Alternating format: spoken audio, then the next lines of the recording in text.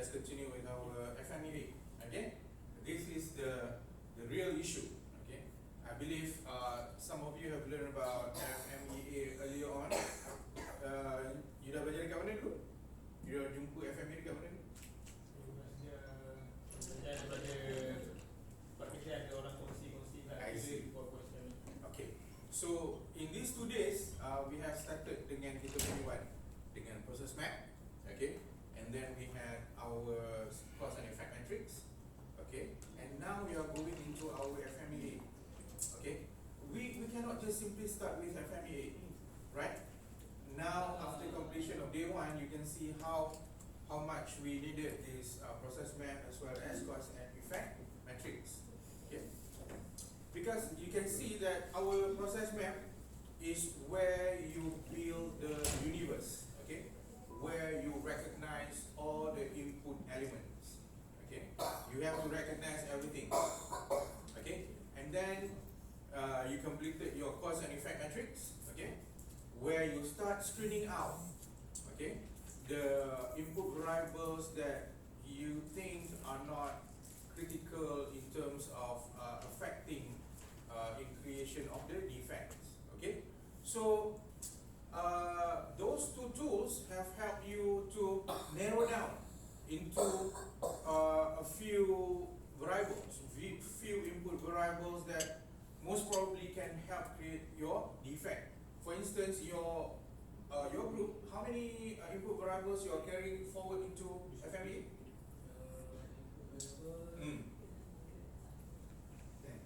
10. Next group? How many? This group, how many?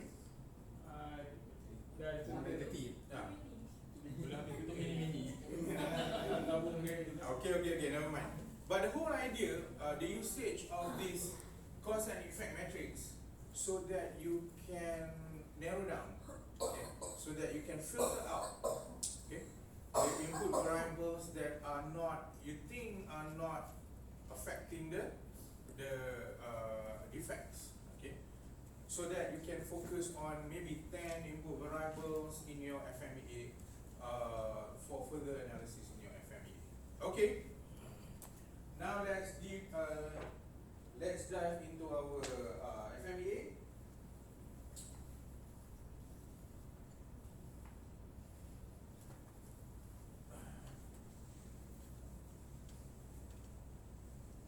Okay, the objective of doing FMEA is to understand the use of FMEA within the context of risk analysis and problem solving methodology. Okay, kita ada 2 possible usage of this FMEA, and learn the steps to developing and using the FMEA. Okay, so that by the end of the program today, the participants should be able to effectively complete your FMEA process. Okay. Phenomenon and effect analysis is a step-by-step approach to identify and prioritize possible failures in.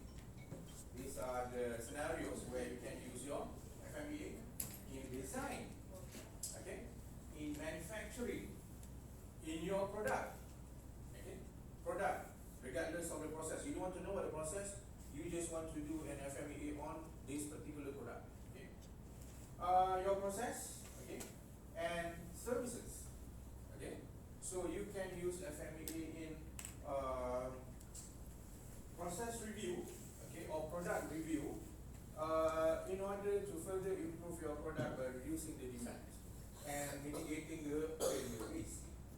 Okay.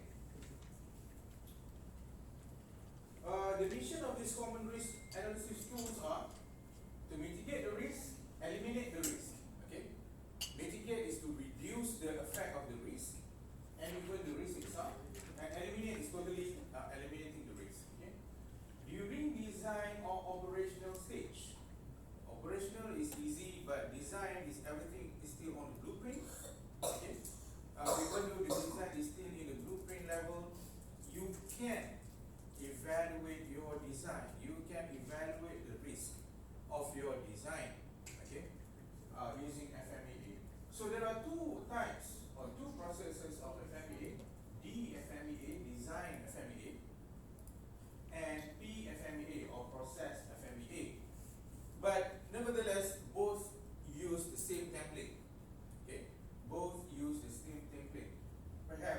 this group yesterday, they were reviewing the whole process, okay, not just the defect, okay. That can be the design FMEA instead of process or product FMEA, okay. If the process is still at the blueprint, then you can call it a design FMEA. And if the process is already running, you can call it process FMEA. Okay? Okay? Definition, failure mode. The way, the mode, or the fashion something or outcome or output might fail or become a defect. Okay? The fashion, yesterday I showed you an example. Okay? The pin band to the outside is different to the pin band to the inside. So there are two failure modes there. Okay? You can discriminate them, you can identify them separately. Okay? And a defect. A defect is basically the definition of defect is a non-conformance to specification. And you can decide your specification. It's not fixed, it's a dynamic definition. Dynamic meaning that if your if your lead time now is 1 hour and you want to do better, okay, 1 hour is accepted now, okay, but if you want to do improvement, you want to do better, you can say that our defect is at 50 minutes. Okay, you can just change the definition. You can define your defect at 50 minutes. So 1 hour will become a defect, so that you can strive further towards 40-45 minutes. Okay, so that is the definition of defect, non-conformance to specification. Effect analysis is studying the consequences of those failures. Okay, what are the consequences of those failures? Okay, kesan dia, damages dia. Okay, semalam di recording tak tuan. Hari ni kena pakai mic masuk dalam. Okay, purpose is to take action to eliminate, reduce or mitigate failures, prioritizing with the biggest risk. Okay, prioritizing with the biggest risk. Similar to your cause and effect matrix. You prioritize, you sort on descending order, okay, and then you carry forward the item with the biggest effect to the importance of customers. Okay, similarly in FMEA also you are going to prioritize the risk. Okay, the risk in FMEA is known as RPM, risk priority number. So you are going to prioritize the RPM score. Okay. What and how of FMEA? Okay. What is failure modes and effect analysis? Identify ways the product or process can fail. Identifies ways of how the product or process can fail. Plan how to prevent those failures. Okay. How does FMEA work? Identify potential failure modes and rate the severity of the effect. Evaluate objectively the occurrence of causes and the ability to detect the cause when it occurs. That is detection. Okay. Basically, there are three elements in risk analysis. Severity, how severe is the impact of the failure. Okay. Frequency, how frequent does the failure occur. Okay. And detection. Detection, whether you can detect it or not, whether you can detect it when it is about to happen, whether you can detect it when it is happening, or whether you can detect it when everything is already burned down. Okay. Macam for instance this fire detector. Okay. So when you have a fire detector and then you install together the hydrant, okay, the sprinkler, that lowers the risk of the building burning down. Okay, the detection factor is already come down to 1. Okay, because you have a smoke detector, meaning that when the fire is about to break out, the system already detect the smoke and immediately on the sprinkler. So that will help on the detection. So the easier for you to detect the risk and the faster the response you can mobilize will lower the detection. Okay, we'll go into that in detail later on. This is just the earlier parts of it. Okay, definition FMEA, a structured approach to identifying the ways in which a process can fail to meet critical customer requirements. Okay, we carry forward from cause and effect metrics. Okay, importance to customer, estimating the risk of specific causes with regard to these failures. Okay, the severity of it, evaluating the current control plan for preventing these failures from occurring. Okay, and prioritizing the actions that should be taken to improve the process. Okay, identify ways the product or process can fail, then plan to prevent those failures. Basically, this is the key point of FMEA. You identify the risk, you prioritize the risk, and you be prepared for them in terms of prevention, in terms of response. Okay, so that you can, over time, the next round of FMEA, it will no longer be a risk to the organization. Okay.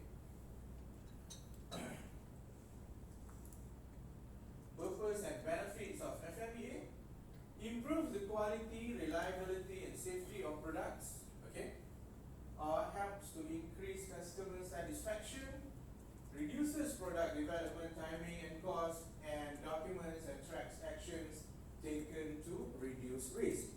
Anybody familiar with robust design here? Robust design? Yeah. Taguchi method? Pernah dengar? Okay.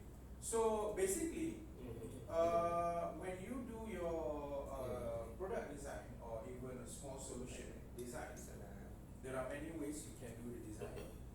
One way that I would like to explain, maybe 2-3 minutes here, is about Taguchi design. Taguchi design is about robust design. Robust design meaning that you are designing a product that will perform at the same level of performance regardless of the environment.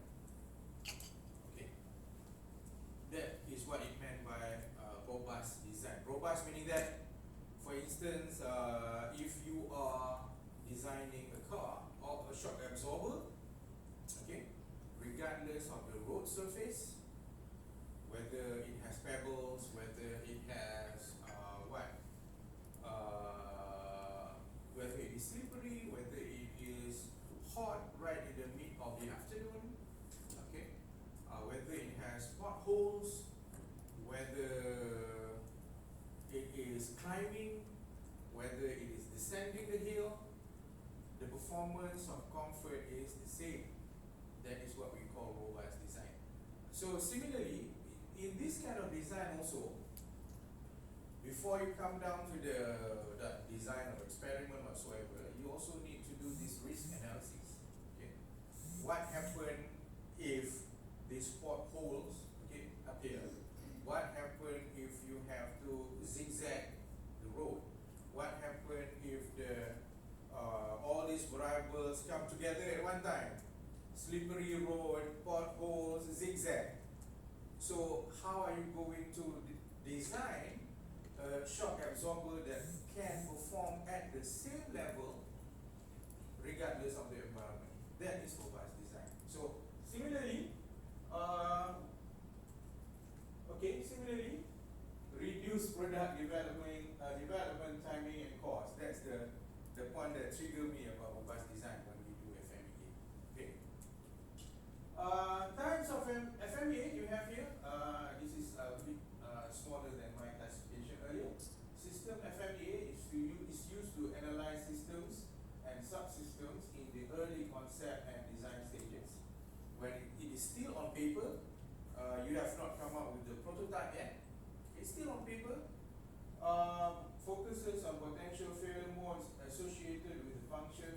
system caused by design. Design failure mode is used to analyze products before they are released to the production. Process FMEA is used to analyze manufacturing, assembly, and transactional process. Okay, steps in FMEA. Preparation. Okay, these are the things that we have done earlier. Okay, select process team, develop process map, list key process outputs to satisfy internal and external customer. This one is the process map together with number 2. List key process inputs for each process step, define metrics relating. This one is up to this now, cost and effect metrics. So you have prepared all that. Okay. Now FMEA process. Now only you are going into FMEA. So you see the difference if you go straight away into FMEA, right? Okay. That's why people who practice Six Sigma, we always emphasize on this kind of thing. You need to prepare first before you go into FMEA. Because again, as I explained yesterday, my experience when the lecturer in the university asked me this question, do you have anything that can help us assess or evaluate the bigger picture, the universe? Because the lecturer, he was questioned of how he came down to his maybe 2 or 3 variables in his PhD. Okay, how did you come down to these 3 variables? Have you assessed the universe? That was the question that he cannot answer. Nevertheless, he got his PhD. Okay, but again, what we have done yesterday is very, very important. Based on my 25 years experience doing Six Sigma, most of the time, you will be able to solve the problem at process map. Once you start listing down all the inputs element, you will start to see, this might be the possible cause. This might be the possible cause. Okay? Because that's why at that initial stage, all you have to do is just to list them down. Don't worry so much about the analysis whatsoever. Just list them down first. Sekarang kan aja. List down, list down, list down. And then you can always come back to the process map and check whether they are okay. Okay, whether the processes that you list down are okay. And by that time, I believe you already have something that convince you that this might be the possible cause.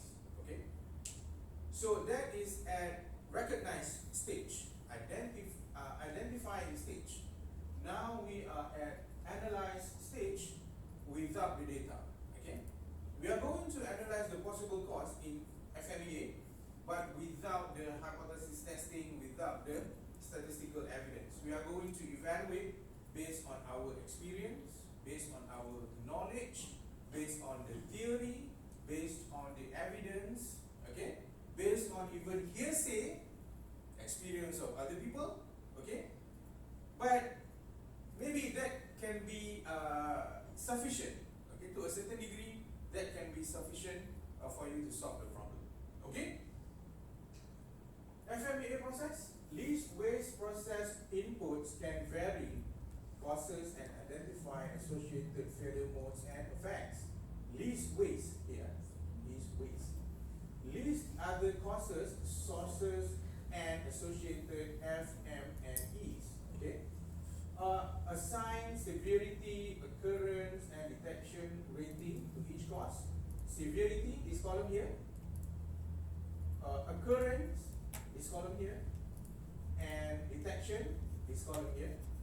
And then automatically the template, okay, the template that I provided you, okay, automatically it will calculate multiplication of severity, occurrence, and detection. This is what we call the RPN, risk priority number. Okay, risk priority number translates into how big is the risk. Okay, so that it needed to be prioritized for your action. Okay, and then for the improvement, okay, determine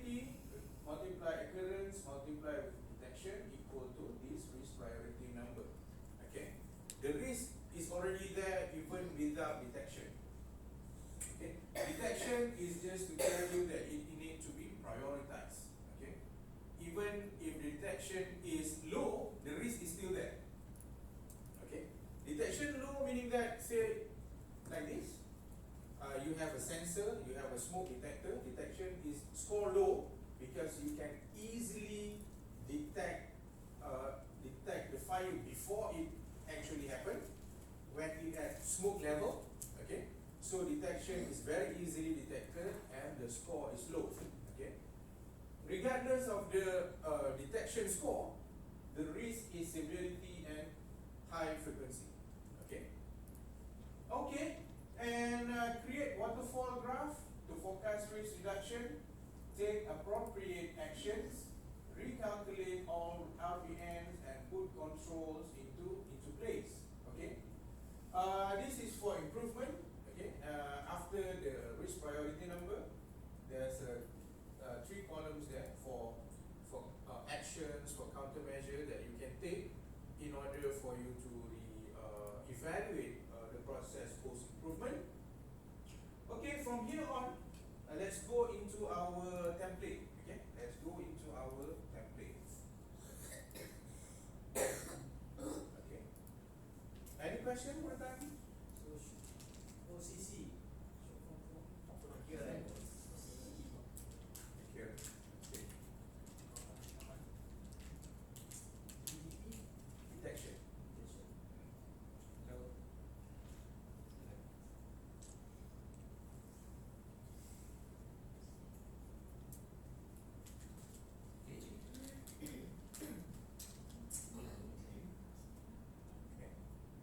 Okay, let's go to our FMEA. So this is the template. The notes are in the PowerPoint, but nevertheless, let's go straight into our template so that you can practically learn of how to use it. Okay, this is the front page. Okay, this is not the FMEA template yet. Template is here. This is the front page of the template. Okay, the cover of the FMEA. Okay, you can number it. Okay, because FMEA is something, especially for risk management, okay, where you do it at a fixed interval. Okay, maybe you can do it every 6 months or every year. Okay, for risk management, especially when it comes to safety. Okay, not just production, but when it comes to safety. Okay, they need to do risk assessment maybe regularly, maybe 6 months or 1 year. So you can have your FMEA number here. And then you can have your process name, process responsibility, and then prepared by the person in charge. Okay, you need to do this properly. Okay, because this document is very important to certain job. People in safety, this is a big document for because it involves safety. Health also very critical because they need to assess the health risk. Okay, from production is okay. Production is not severe. Okay, the risk when it comes to safety will be covered by safety.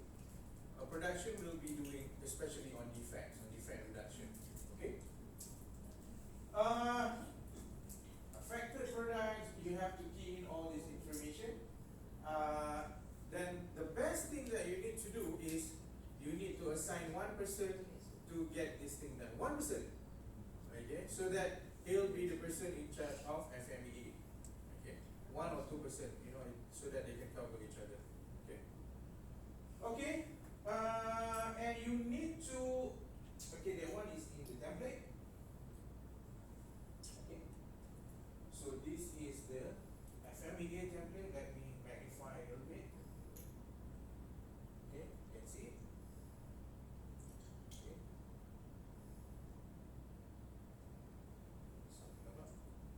Okay.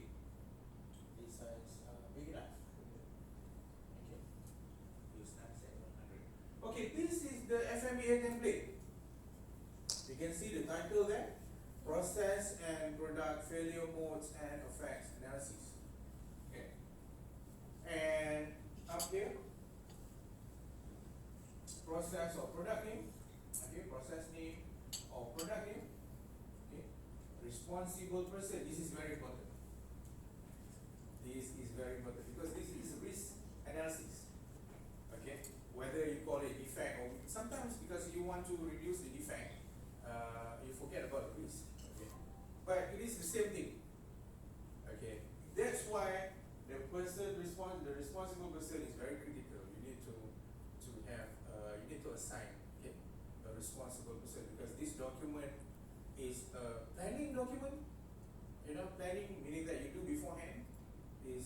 assessment document, okay, as well as defect improvement document.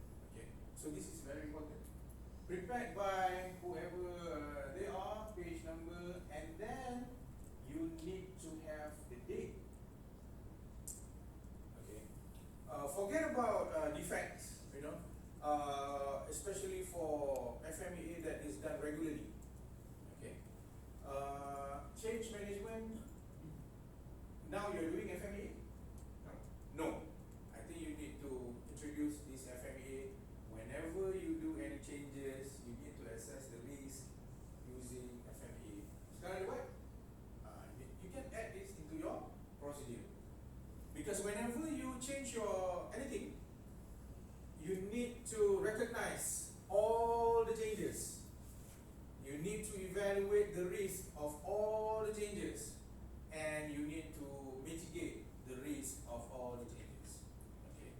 So I think this can be a very important document to the person in charge of changes. Okay. So the date is very important. When you did the first copy, okay, when you superseded with a newer version. Why you superseded? Because any changes, a new change, new design, new product. So this is very important for your traceability. Okay, for your traceability. Okay, let's go into the columns here. On the left hand side, the most left hand side, you have your process step, which is tally to the process map. You have the process name. Okay, and then next to the process step, you have key process input, which is the process input. Okay, and then next to it is the potential failure mode. So what is this potential failure mode? Okay, the word mode, you can equate it, or you can compare it to the word fashion. Okay, in what way, in what fashion, okay, in what ways does the key input go wrong? Okay, so for instance, just now in your process map, you identify the input variable as human. Okay, now you can list down in what ways does the key input go wrong down here. You can put the mode, the fashion of how the man goes wrong. If foresee the number of human resource fluctuates, what else? The people in charge of the people with the specific competency is not available, so you use the people with less competency on the job. So those are the fashion that describe how the input variable go wrong. Okay? To list it one by one, or we can sort all the, let's say we talk about the competency, the agents. So we need to One by one. one by one. Yes. You know, sort. Because they are different fashion. Competency is another issue, number is another issue. Okay. They might create a different type of defect. Okay. So that's why the failure mode, we are talking about failure mode now. Okay. That's why you need to identify them uniquely.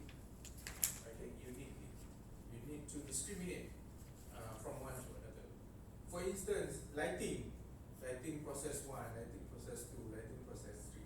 They are all lightings, but they are not the same thing. The supplier are different, the process are different. Okay, so that's why you need to discriminate them, and further discriminate them here on the way they are, how do they fail. Okay, you have to further discriminate. Okay, next, potential failure effects. Okay, potential failure effects. So for each failure mode,